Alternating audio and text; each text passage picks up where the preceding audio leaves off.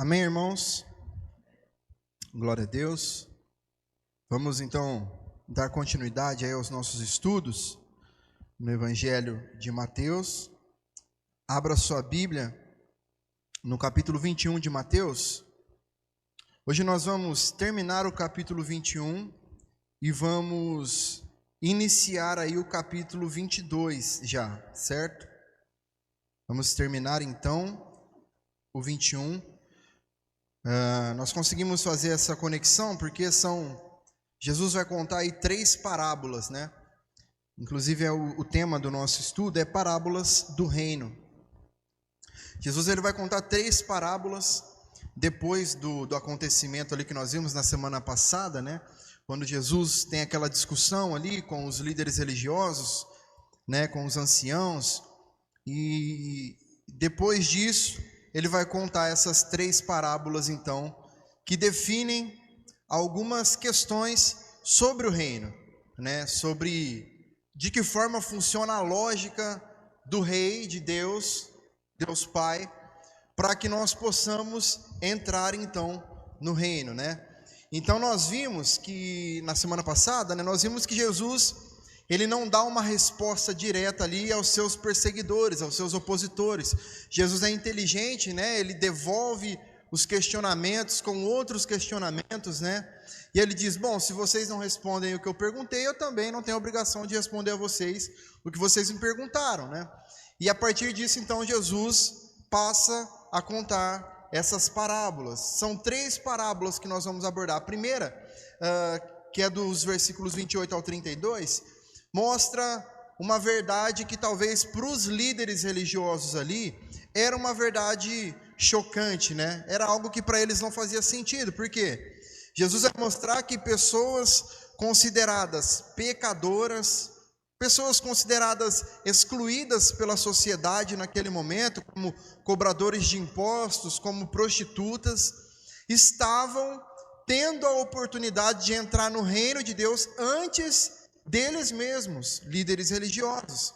Isso porque esses pecadores, na parábola que Jesus conta, eles ouviram a mensagem, se arrependeram, creram e obedeceram.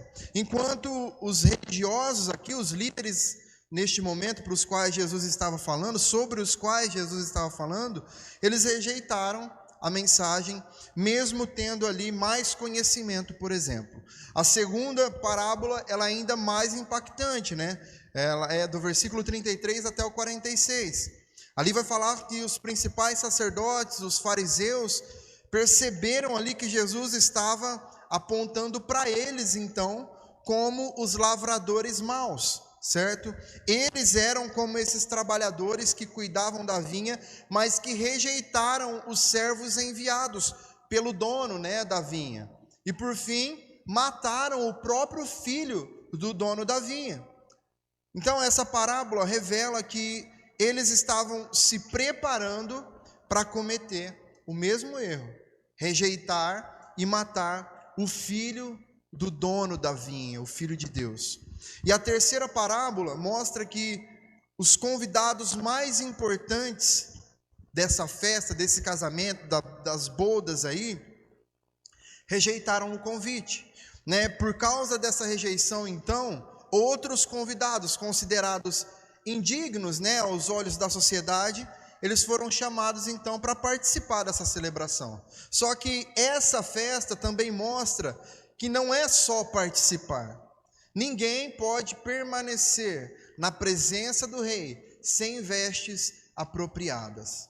Então essas 3 parábolas, irmãos, vão nos ensinar aí como que Deus lida com a rejeição à graça que está disponível a nós, como Ele chama aqueles que são desprezados e também, por outro lado, como Ele exige uma transformação verdadeira daqueles que se aproximam do reino. Vamos ler aí então, a partir do versículo 28 até o 32, a primeira parábola, que é a parábola dos 2 filhos. Diz assim o texto: O que vocês acham? Um homem tinha 2 filhos. Chegando-se ao primeiro, disse: Filho, vá hoje trabalhar na vinha. Ele respondeu: Não quero ir. Mas depois, arrependido, foi. Dirigindo-se ao outro filho, o pai disse a mesma coisa. Ele respondeu: sim, senhor, mas não foi. Qual dos dois fez a vontade do pai? Eles responderam: o primeiro. Então Jesus disse: em verdade lhes digo, que os publicanos e as prostitutas estão entrando no reino de Deus primeiro que vocês. Porque João veio até vocês no caminho da justiça, e vocês não acreditaram nele. No entanto, os publicanos e as prostitutas acreditaram. Vocês, porém, mesmo vendo isso, não se arrependeram depois para acreditar nele. Então, essa é a primeira aí das 3 parábolas que Jesus contou, especificamente aí contra os líderes religiosos de Israel. O primeiro filho aí da parábola representa, obviamente, os judeus. Representa esses para os quais Jesus estava falando naquele momento, né? Especialmente os líderes religiosos ali que diziam seguir a lei, né, a lei de Moisés, mas que rejeitavam a Jesus. Então, eles falavam de obediência, eles davam uma impressão de compromisso, né, e de piedade, só que as suas ações não eram condizentes com aquilo que eles falavam. Eles não obedeciam à vontade de Deus. O segundo filho, então, dessa parábola, agora representa aquelas pessoas vistas como pessoas distantes de Deus, os pecadores. No começo, eles também tinham ali uma vida de desobediência, né? Uma vida de fato de pessoas que estavam distantes de Deus. Só que eles ouviram a mensagem de João e a de Jesus. Eles responderam essa mensagem com fé e mudaram de vida, se arrependeram de seus pecados. Ou seja, mesmo tendo começado mal, eles terminaram fazendo a vontade do Pai. Então Jesus está mostrando que no reino de Deus, irmãos, cobradores de impostos e prostitutas estavam entrando antes dos líderes religiosos. Jesus estava mostrando que Deus, Ele não observa apenas palavras, ou apenas aparência religiosa, ou apenas onde inicia-se a caminhada. Deus, Ele julga, Ele olha um coração que realmente se arrepende de seus pecados, e uma vida que passa a viver de acordo com esse arrependimento, obedecendo à vontade de Deus. Aí Jesus conta a segunda parábola, a partir do versículo 33, a parábola dos lavradores maus, que diz assim: escutem outra parábola. Havia um homem, dono de terras, que plantou uma vinha, pôs uma cerca em volta dela, construiu nela um lagar, edificou uma torre e arrendou a vinha a uns lavradores. Depois ausentou-se do país. Quando chegou o tempo da colheita, o dono da vinha mandou os seus servos aos lavradores para receber os frutos que cabiam a ele. Mas os lavradores, agarrando os servos, espancaram um, mataram outro e apedrejaram ainda outro. O dono enviou ainda outros servos, em maior número, e os lavradores fizeram a mesma coisa com eles. Por último, o dono da vinha enviou-lhes o seu próprio filho, pensando: o meu filho eles respeitarão. Mas os lavradores, vendo o filho, disseram uns aos outros: este é o herdeiro, venham, vamos matá-lo e ficar com a herança dele para nós. E agarrando-o, lançaram-no fora da vinha e o mataram. Quando, pois, vier o dono da vinha, que fará aqueles lavradores? Eles responderam: fará parecer horrivelmente aqueles malvados e arrendará a vinha a outros lavradores, que lhe entregarão os frutos no tempo certo. Então Jesus perguntou: vocês nunca leram nas Escrituras, a pedra que os construtores rejeitaram, essa veio a ser a pedra angular. Isto procede do Senhor e é maravilhoso aos nossos olhos. Portanto, eu lhes digo que o reino de Deus será tirado de vocês e entregue a um povo que lhe produza os respectivos frutos. Todo o que cair sobre esta pedra ficará em pedaços, e aquele sobre quem ela cair ficará reduzido a pó. Os principais sacerdotes e os fariseus, ouvindo essas parábolas, entenderam que Jesus falava a respeito deles. E embora quisessem prendê-lo, tinham medo das multidões, porque estas o consideravam como profeta. Irmãos, qual que é o sentido aqui dessa parábola? Primeiro, a vinha. A vinha, ela representa a nação de Israel. O povo de Deus no Antigo Testamento, que tinha sido escolhido, cuidado, sustentado e abençoado de forma grandiosa pelo Senhor. Os lavradores representam esses líderes religiosos de Israel. Eles tinham uma responsabilidade grande de cuidar da vinha, de cuidar espiritualmente do povo. Temos também aí os servos, que foram enviados pelo dono da vinha, né? E esses servos representam os profetas. Ao longo da história, os profetas foram enviados por Deus, foram para ministrar a vontade de Deus sobre a vida das pessoas, mas eles foram rejeitados, perseguidos e até mortos. E o filho representa Jesus, o Filho de Deus. Ele também seria rejeitado e morto. A consequência dessa rejeição seria que a posição de Israel como povo central da obra de Deus seria dada a outro povo. A igreja, no caso, composta de todos aqueles que creem em Cristo. Então Jesus usa essa parábola, irmãos, para mostrar a forma como Israel tratou os profetas no passado, né? E como Israel também trataria o próprio Cristo. Então, irmãos, eles foram chamados por Deus, mas rejeitaram os mensageiros. E eles estavam prestes a rejeitar o próprio Filho também. Naquela época, havia 3 tipos de arrendamento de terra, né?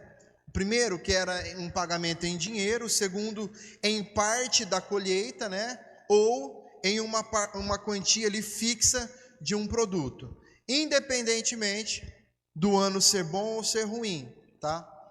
A parábola aqui, ela usa essa prática para ensinar algo muito sério a nós. É que as oportunidades espirituais, elas podem ser perdidas de uma forma eterna, elas podem ser perdidas para sempre.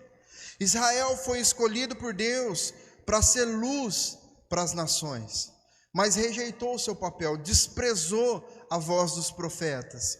Jesus, ele conta essa parábola aqui para mostrar onde a rebeldia daquele povo estava os levando. E aí nós podemos aprender algumas coisas e identificar algumas coisas aqui nessa parábola. Primeiro, era o privilégio que Israel tinha. Jesus contou essa parábola logo depois de purificar o templo e logo depois de discutir ali com os líderes religiosos, né? De acordo com alguns historiadores antigos, né, como Joséfo, como Tácito, havia no templo ali uma grande videira de ouro que representava Israel. Essa videira era um símbolo do povo de Deus. Então, a parábola aqui estava diretamente dirigida aos líderes do templo, propriamente dito. Israel era a vinha escolhida do Senhor. Deus escolheu esse povo por amor. Ele os libertou do Egito, ele sustentou no deserto, ele deu a terra prometida, expulsou as nações que habitavam ali, estabeleceu ali a sua lei e abençoou o seu povo com tudo que eles precisavam, né?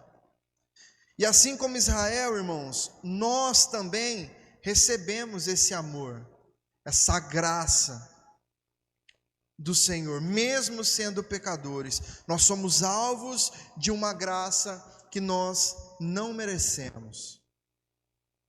Uma outra lição, algo que nós podemos identificar também aqui, é que Deus tem direito de buscar frutos na vida do seu povo. Deus esperava frutos de Israel. Porém, em vez de acontecer aqui uma boa colheita, eles se tornaram uma videira brava, conforme menciona Isaías capítulo 5.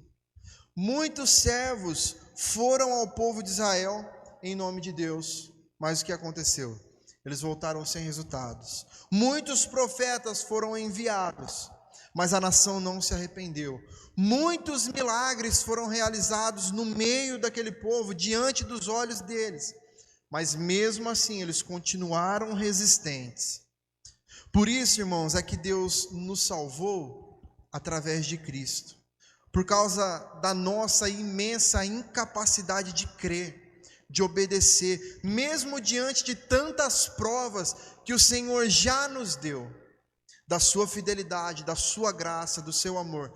Aí talvez a gente diga: não, mas eu creio, mas nós provamos que cremos à medida em que obedecemos. Se nós não obedecemos ao Senhor, é porque nós não cremos tanto assim quanto nós dizemos crer. Uma outra questão clara aqui: a rejeição contínua ao amor de Deus daquele povo. Ao longo dos séculos, Israel rejeitou as mensagens do Senhor, seja através dos profetas que eles perseguiram, seja através dos diversos servos enviados por Deus, seja através da voz do próprio Cristo. Quanto mais Deus demonstrava o seu amor, mais esse povo se afastava. E quando Deus envia o seu Filho, eles também não receberam a sua palavra. Como diz João 1,11, veio para o que era seu e os seus não o receberam. E enquanto eles ouviam então essa palavra de Jesus, essa parábola, os líderes religiosos ali, eles só conseguiam pensar e planejar uma forma de matar Jesus. Eles não queriam saber aquilo que Jesus tinha para oferecer. Assim como os lavradores da parábola ali lançaram o filho para fora da vinha e o mataram, Jesus também seria preso, crucificado, morto no Calvário. Mas, irmãos, também há aqui uma demonstração do juízo de Deus para aqueles que rejeitam o seu amor. Jesus diz que eles não apenas rejeitaram o filho, mas também rejeitaram a pedra que Deus havia escolhido como base da sua obra.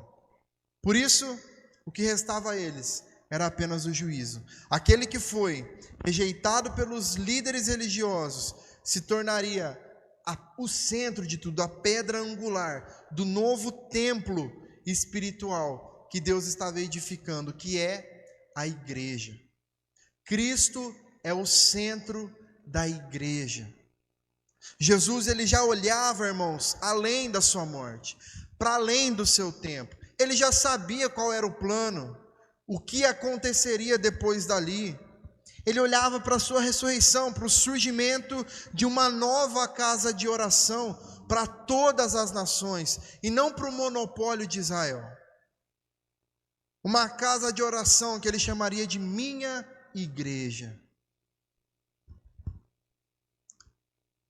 E há também aqui um endurecimento de coração, ao invés de um quebrantamento. Aqueles líderes, eles entenderam que Jesus estava falando deles. Eles não eram bobos não, irmãos, eles não eram líderes religiosos à toa. Eles eram estudiosos, mestres da lei, eles entendiam as parábolas que Jesus estava pregando aqui. Eles sabiam que era deles mesmo que Jesus estava falando. Só que em vez deles se arrependerem daquela postura, eles ficaram ainda mais endurecidos. E eles procuraram uma forma de matá-lo. Isso mostra que conhecimento e convicção por si só não salvam. Uma pessoa pode saber, pode conhecer, pode inclusive saber que está pecando, que está errando, e mesmo assim continuar vivendo no seu pecado até o fim.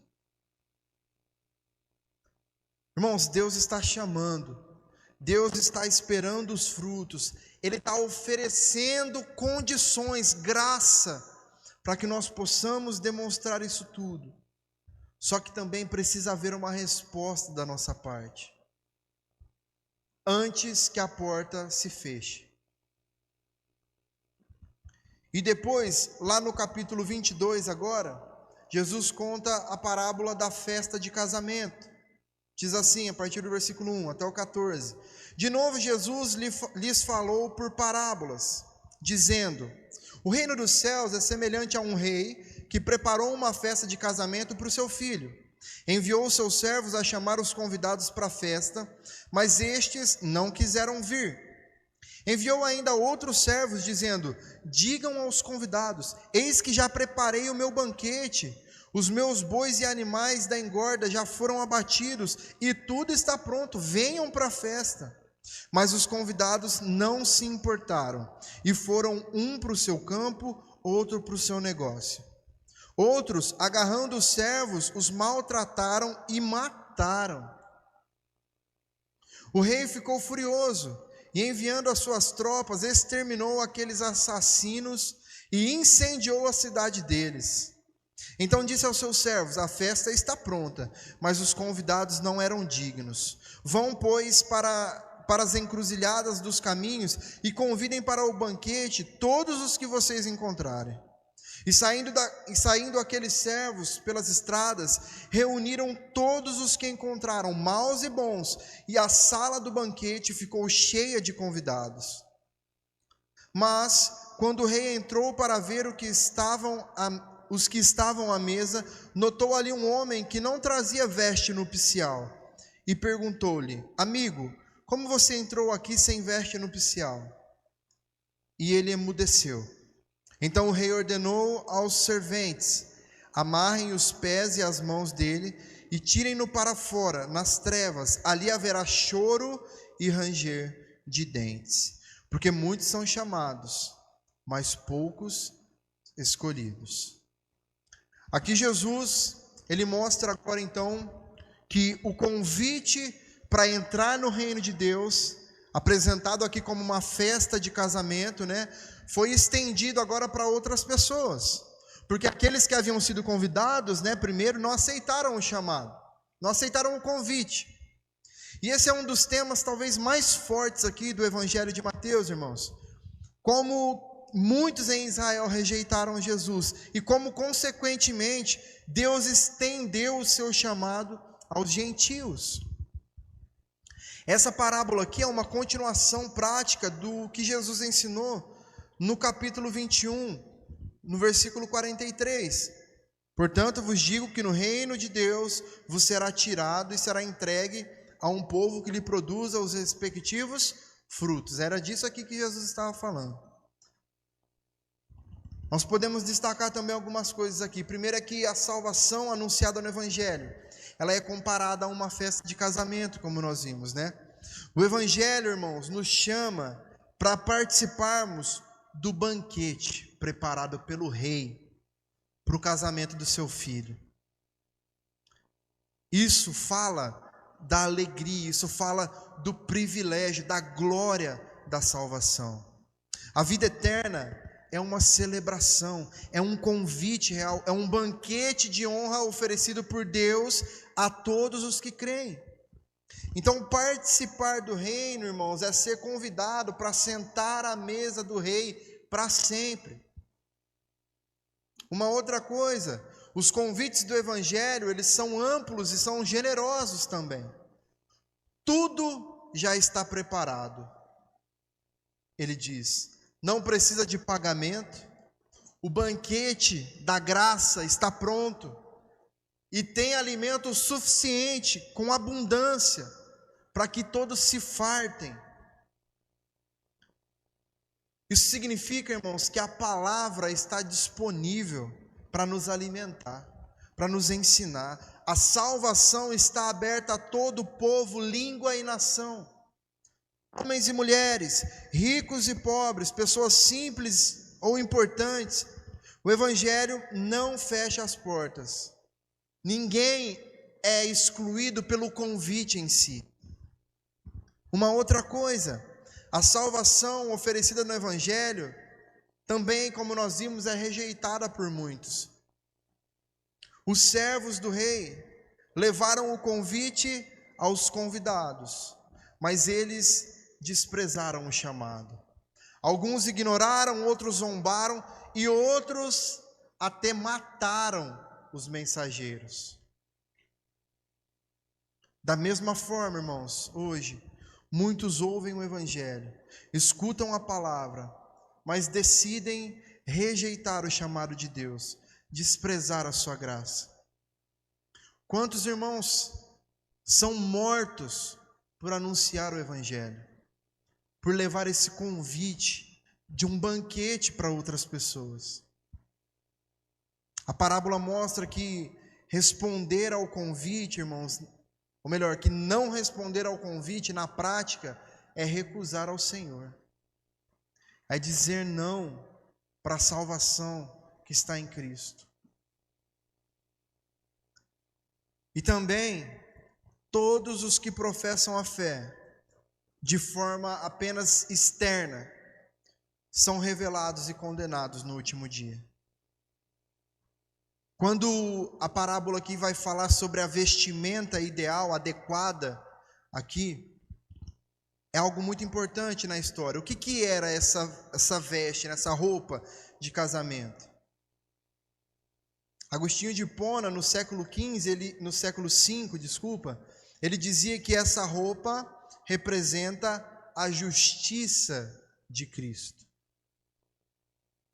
Essa vestimenta é a justiça de Cristo, é aquilo que justifica a entrada no reino. Quem não estiver vestido da justiça de Cristo, não é aceito no banquete celestial. E é interessante nós vermos que essa pessoa até entrou. Ele estava no ambiente da festa, mas quando o rei chegou, ele falou: não, esse aqui não, pode tirar. Isso aqui, irmãos, é um retrato da igreja. É a igreja que está aqui, ó, já de certa forma, recebendo a entrada, os aperitivos desse banquete, enquanto estamos aqui, reunidos, como o corpo de Cristo. Estamos aqui desfrutando já de um pedacinho desse banquete. Sabe quando você vai numa festa de casamento e antes do jantar mesmo, tem aquela mesinha de frios que você vai beliscando aqui, ali. Aí depois vem o banquete mesmo, né? Nós estamos aqui. Mas quando o rei chegar, aqueles que não estiverem vestidos da justiça de Cristo serão expulsos. Então, não basta estar presente na festa. Não é só isso. É preciso estar revestido da justiça de Cristo. É preciso estar vestido de forma adequada. Irmão, sabe o que é melhor? Não é como uma festa aqui, por exemplo, onde alguém está organizando uma determinada festa e aí vai lá, coloca no convite uma determinada vestimenta que você tem que ir. Digamos que seja uma festa de gala, né, onde você tem que ir vestido de forma adequada. Quem que tem que comprar a roupa? É você. Você que tem que ir lá alugar seu terno, alugar seu vestido, né? Mas a grande diferença é que é o próprio rei quem dá essa vestimenta. É de graça, irmãos. Ele dá o banquete e ainda nos veste de forma adequada para nós participarmos daquilo que Ele está nos dando. Isso é a salvação, isso é graça.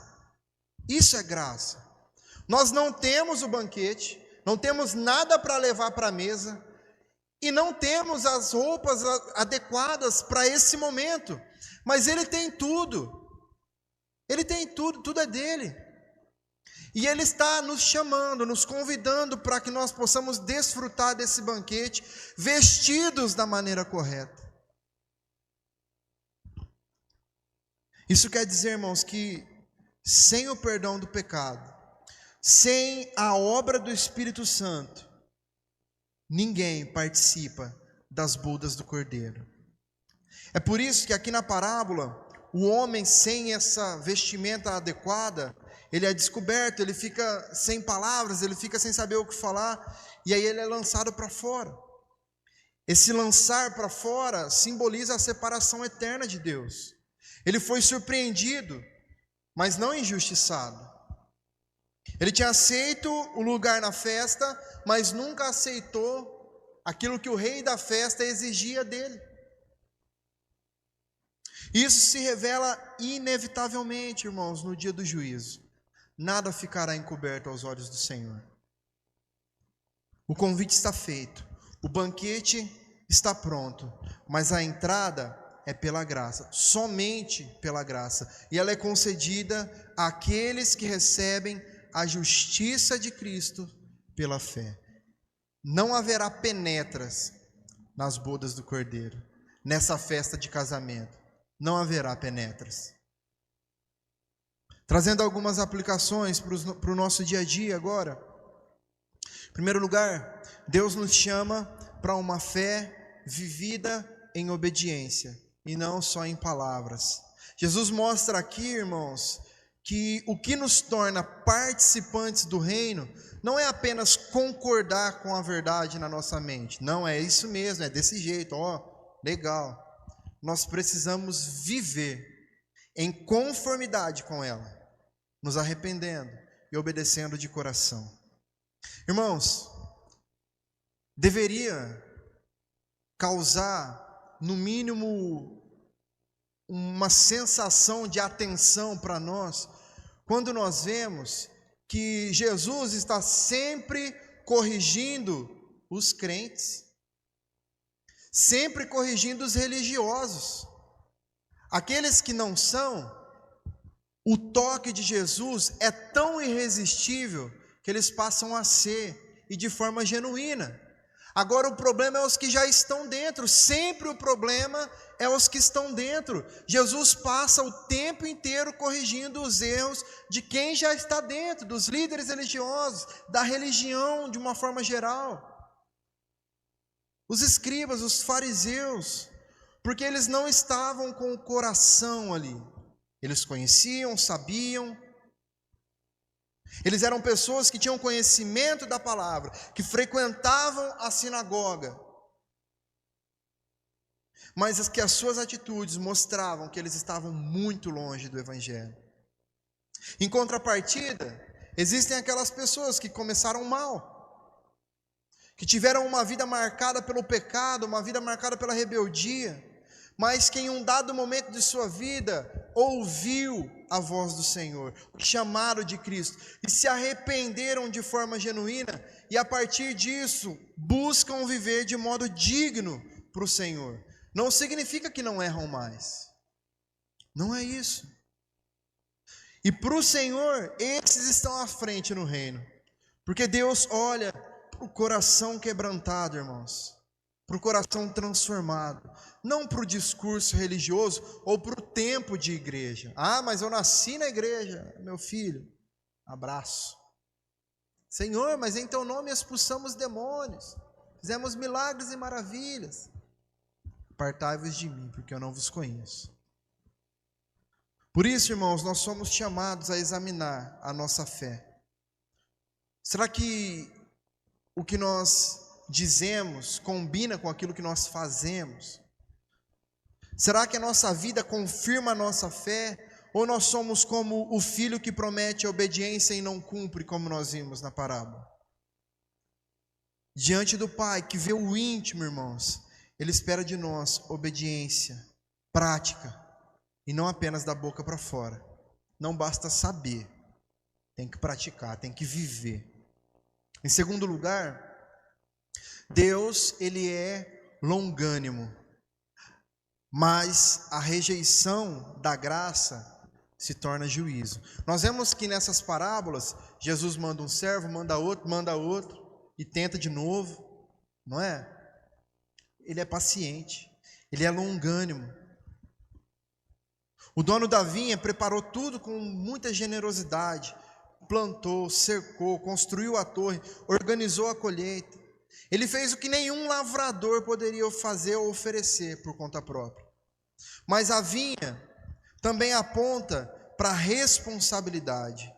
Em vez de os lavradores responderem ali com fé, com arrependimento, eles rejeitaram o grande bem que havia sido feito a eles.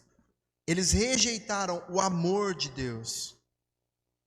Deus é paciente, Ele insiste, Ele chama, Ele dá novas oportunidades, Ele envia palavra após palavra. Porém, quando a graça é rejeitada continuamente, irmãos, resta apenas o juízo.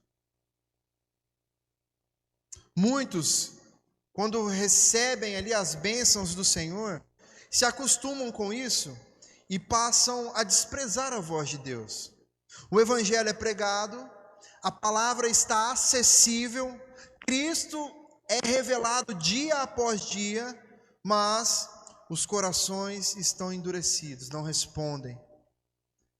Esses corações só se lembram de buscar quando precisam de alguma coisa. Quando precisam de um milagre desesperadamente. A parábola nos mostra, irmãos, que oportunidades podem se perder para sempre. Nós não sabemos nem o dia e nem a hora. A maior tragédia espiritual que nós podemos viver, irmãos, é a de permanecer indiferente ao amor do Pai.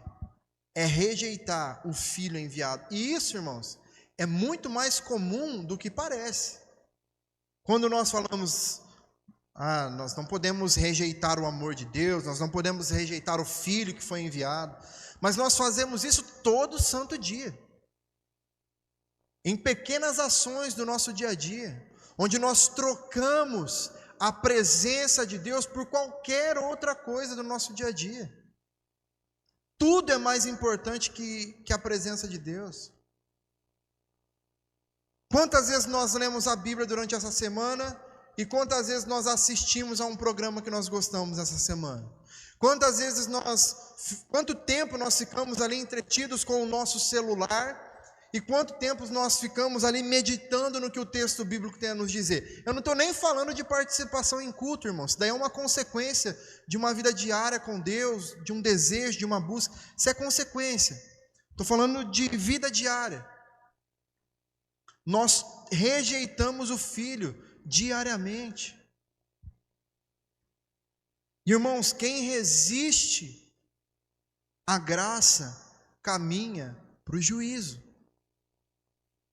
Mas quem se rende à pedra angular encontra perdão, restauração e propósito, para que assim possa produzir frutos para a glória de Deus. Irmãos, isso aqui é palavra para nós, para todos nós, porque é muito fácil nós cairmos no ostracismo, é muito fácil, porque nós estamos há tanto tempo, e quanto mais tempo de igreja nós temos, mais fácil é de cair nisso, mais fácil é, porque nós nos acostumamos facilmente com coisas, e por causa disso nós vamos levando do jeito que dá. Nós precisamos, irmãos, nos render a Jesus todos os dias das nossas vidas, sem exceção. Buscarmos estar cada vez mais próximos dele, porque é fácil de nós nos perdermos. E por último, somente aqueles que estiverem revestidos da justiça de Cristo participarão do seu reino. Como nós vimos, tudo está pronto. A salvação foi conquistada. A mesa está posta. As portas do reino estão abertas. Mas a parábola também nos mostra que não basta entrar no salão de festa. É preciso estar vestido de forma adequada. O homem que tentou participar sem a roupa adequada, ele foi confrontado, foi expulso de lá. Isso porque aquela roupa representa exatamente aquilo que o homem, que o ser humano não pode produzir sozinho, que é a justiça de Cristo. Sem a justiça de Cristo, ninguém pode permanecer diante do Rei. Ninguém vai permanecer diante do Rei. Irmãos, muitos querem a bênção do reino, né? Mas não querem compromisso com o Rei. Querem a festa, mas não querem a transformação do coração. Outros se contentam com o ambiente religioso, com o púlpito, com a pregação, com os ministérios, com as programações, mas nunca foram regenerados pelo Espírito. E a pergunta que essa parábola nos deixa é muito simples: nós estamos vestidos da justiça de Cristo? Irmãos, Jesus é a única porta de entrada, a única veste aceita, o único fundamento da salvação. Independentemente de sermos pregadores, membros de igreja, líderes, músicos, novos convertidos, independente de qualquer coisa, qualquer título, somente aqueles que receberam o Filho pela fé é que entrarão para as bodas eternas do Cordeiro. Então nós concluímos, irmãos, entendendo que o que determina a nossa vida eterna é se nós nos arrependemos verdadeiramente, se nós produzimos frutos que honram o Pai, e se nós nos revestimos da justiça de Cristo, porque só nele há perdão, só nele há aceitação e um lugar garantido na mesa da festa, porque o reino é dele, a obra é dele, a festa é dele, as vestes são dele, e a glória é dele para sempre. Amém?